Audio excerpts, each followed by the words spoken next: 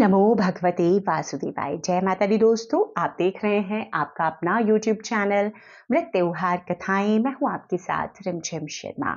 आप सभी भक्तों का एक बार फिर से कार्तिक मास महात्म्य में बहुत बहुत स्वागत है।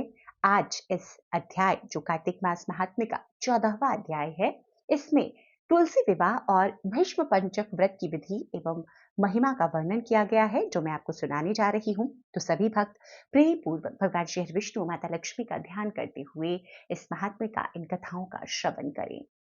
ब्रह्मा जी कहते हैं, कार्तिक शुक्ला नवमी को द्वापर युग का प्रारंभ हुआ है, अतः वह तिथि दान और उपवास में क्रमशः पूर्वाह व्यापनी तथा परहान व्यापनी हो तभी ग्रह है।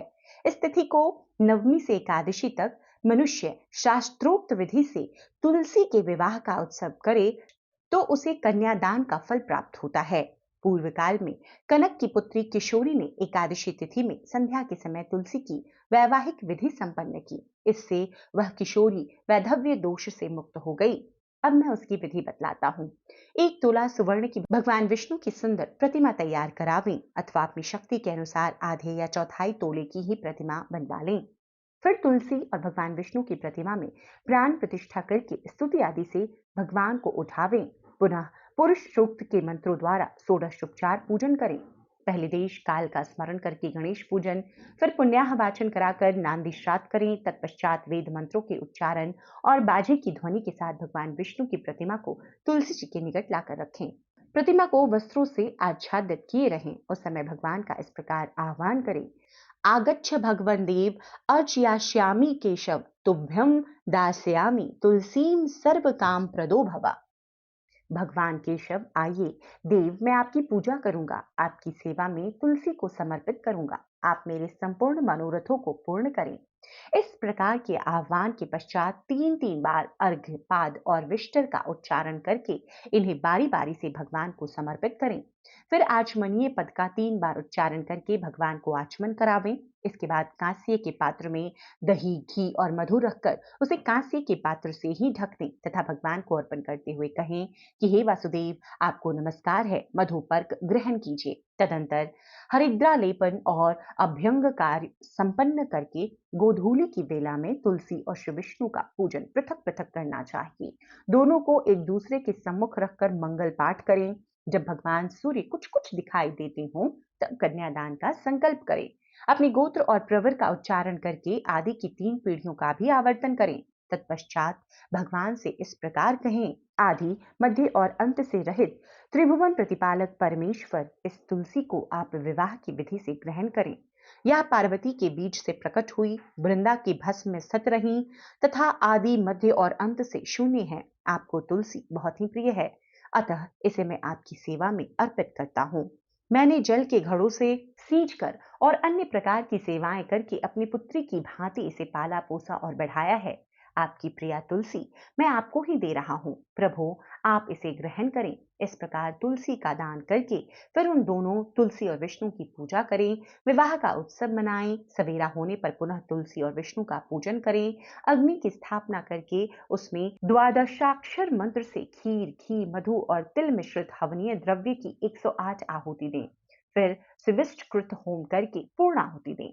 आचार्य की पूजा करके होम की शेष विधि पूरी करें।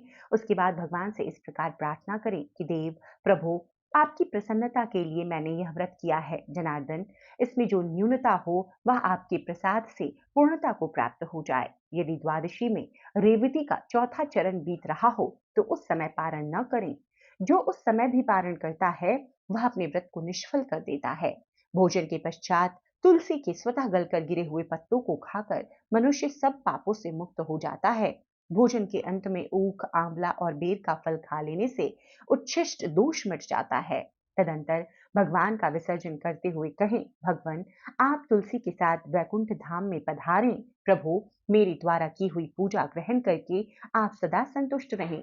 इस प्रकार देवेश्वर विष्णु का विसर्जन करके मूर्ति आदि सब सामग्री आचार्य को अर्पण करें। इससे मनुष्य कृतार्थ हो जाता है। कार्तिक शुक्ल पक्ष में एकादशी को प्रातःकाल विधि पूर्वक स्नान करके 5 दिन का व्रत ग्रहण करें। वाणशैया पर सोए हुए महात्मा भीष्म ने राज धर्म, मोक्ष धर्म और दान धर्म का वर्णन किया। जिसे पांडवों के साथ ही भगवान श्री कृष्ण ने भी सुना। प्रसन्न होकर भगवान वसुदेव ने कहा, भीष्म, तुम धन्य हो, तुमने धर्मों का स्वरूप अच्छी तरह श्रवण कराया है।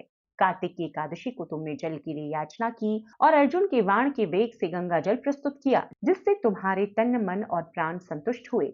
इसीलिए आज से लेकर पूर्णिमा तक तुम्हें सब लोग अर्घ्य दान से तृप्त करें और मुझको संतुष्ट करने वाले इस भीष्म पंचक नामक व्रत का पालन प्रतिवर्ष करते रहें। निम्नांकित मंत्र पढ़कर सर्व भाव से महात्मा भीष्म के लिए तर्पण करना चाहिए। यह भीष्म तर्पण सभी वर्णों के लिए कर्तव्य है। मंत्र इस प्रकार हैं। आजन्म ब्रह्मचर्य का पालन करने वाले परम पवित्र सत्यव्रत परायण गंगानंदन महात्मा भीष्म को मैं यह अर्घ्य देता हूँ। जो मनुष्य पुत्र की कामना से स्त्री सहित भीष्म पंचक का व्रत पालन करता है, वह वर्ष भर के भीतर ही पुत्र को प्राप्त करता है। जो भीष्म पंचक का व्रत पालन करता है, उसके द्वारा सब प्रकार के शुभ कृत्यों का पालन हो जाता है।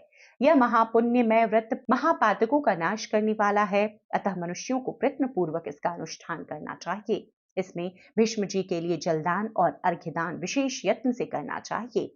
जो नीचे लिखे मंत्र से भीष्म जी के लिए अर्घ्यदान करता है, वह मोक्ष का भागी होता है। जिनका व्याघ्रपद गोत्र और सांकृत प्रवर है, उन पुत्र रहित भीष्म वर्मा को मैं यह जल देता हूँ। वसुओं के अवतार शंतनु के पुत्र आजन्म ब्रह्मचारी भीष्म को मैं अर्घ्य देता हूँ। पंचगव्य सुगंधित चंदन के जल, चंदन, उत्तम गंध और कुमकुम आदि द्वारा भक्ति पूर्वक सर्व पापहारी श्रीहरि का पूजन करें। कर्पूर और खस मिले हुए कुमकुम से भगवान गरुड़ ध्वज के अंगों में लेप करें। सुंदर पुष्प एवं गंध धूप आदि के द्वारा भगवान की अर्चना करें। 5 दिनों तक भगवान के समीप दिन रात दीपक जलता रहे। देवाधिदेव भगवान के लिए उत्तम से उत्तम नैवेद्य निवेदन करें। इस प्रकार भगवान की पूजा अर्चना ध्यान और नमस्कार के पश्चात ओम नमो वासुदेवाय इस मंत्र का 108 बार जप करें। फिर घी मिलाएं, तिल चावल और जौ आदि के द्वारा स्वाहा विशिष्ट षडक्षर ओम रामाय नमः मंत्र से आहुति दें। इसके बाद साय संध्या करके भगवान विष्णु को प्रणाम करें तथा पूर्ववत मंत्र जप कर धरती पर ही शयन करें। भक्ति पूर्वक भगवान में ही मन लगावें। व्रत करते समय बुद्धिमान पुरुष ब्रह्मचर्य का पालन करते हुए पाप पूर्ण विचार तथा पाप के कारणभूत मैथुन का परित्याग करें। शाकाहार तथा मुनियों के अन्न से निर्वाह करते हुए सदा भगवान विष्णु के पूजन में तत्पर रहे। रात्रि में पंचगव्य लेकर भोजन करें। इस प्रकार भली भांति व्रत को समाप्त करें।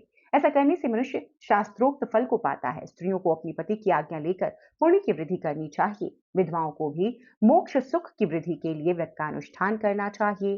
पहले अयोध्यापुरी में कोई अतिथि नाम के राजा हो गए। उन्होंने वशिष्ठ जी के वचन से इस परम दुर्लभ व्रत का अनुष्ठान किया, जिससे इस लोक में संपूर्ण भोगों का उपभोग करके अंत में भगवान विष्णु के परम धाम में गए। इस प्रकार नियम, उपवास और पंचगव्य से तथा दूध, फल, मूल एवं भविष्य के आहार से निर्वाह करते हुए भीष्म पंचक व्रत का पालन करें।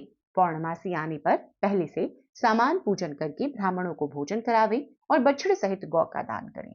एकादशी से लेकर पूर्णिमा तक 5 दिनों तक भीष्म पंचक व्रत समस्त भूमंडल में प्रसिद्ध है। अन्न भोजन करने वाले पुरुष के लिए यह व्रत नहीं कहा गया है। इसमें अन्न का निषेध है। इस व्रत का पालन करने पर भगवान विष्णु शुभ फल प्रदान करते हैं। तो इस प्रकार से कार्तिक मास महात्म्य में आज इन कथाओं का 14वें अध्याय में वर्णन किया गया है। तो उम्मीद करती हूँ सभी नियमों का, भीष्म पंचक व्रत हो या तुलसी विवाह के सभी नियम आप अब अच्छी तरह से समझ गए होंगे इस महात्म्य को इन कथाओं को सुनने के बाद, और उसका इस बार पालन जरूर करेंगे। वीडियो अगर पसंद आ रहा है, कथाएं अगर अच्छी लग रही हैं, तो लाइक जरूर कर दीजिएगा। ज्यादा से ज्यादा लोगों तक शेयर भी जरूर कीजिए। चैनल पर पहली बार आए हैं, इस तरह के वीडियोस आपको भी पसंद आते हैं तो चैनल को कृपया कर सब्सक्राइब भी जरूर कर लें। वीडियो देखने के लिए बहुत बहुत शुक्रिया। जय श्री विष्णु, जय माता लक्ष्मी।